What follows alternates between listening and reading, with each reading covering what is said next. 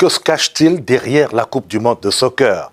Rappelons qu'elle est organisée cette année par le Canada, les États-Unis et le Mexique. L'émission Enquête lève le voile sur les exigences de la FIFA auprès des villes hôtes et du gouvernement pour accueillir la plus grande compétition sportive planétaire.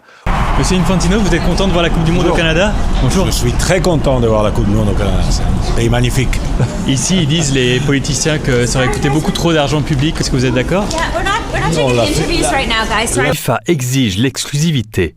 Aucun autre événement sportif ne peut se tenir dans les villes hôtes, ni aucun événement culturel comme des concerts. C'est en grande partie pour ça que Montréal a retiré sa candidature. Ce que me demandait la FIFA, c'était hors de question. Ils étaient, à mon avis, beaucoup trop gourmands. On demandait des ascenseurs pour les VIP, un blackout sur le Grand Prix de Formule 1 du Canada à Montréal, Festival international de jazz de Montréal, les Francophonies de Montréal. Dans cette note, on apprend même qu'une disponibilité exclusive du stade olympique était réclamée par la FIFA durant presque 3 mois et que le parc Jean-Drapeau et le site du Vieux-Port devaient être réservés entre les mois de mai et juillet.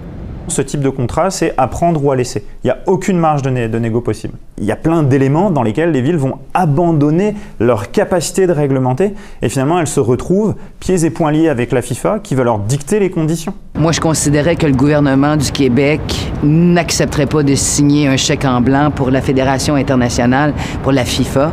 Et les demandes de la FIFA s'étendent aussi au gouvernement fédéral, qui doit par exemple prendre en charge toutes les dépenses liées à la sécurité.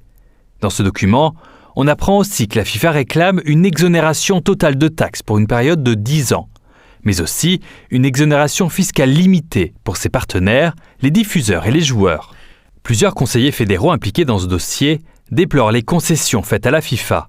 Ils ont demandé à ne pas être identifiés. Quand on lisait à l'époque les contrats, c'est comme si on leur donnait les clés du pays. C'était aberrant. A lot of people make a lot of money off these games. The problem is, it won't be the taxpayers of Toronto. I think FIFA got the better end of the deal, period. Selon nos informations, la facture globale devrait osciller entre 1 et 2 milliards de dollars, tout palier confondu, pour seulement 13 matchs.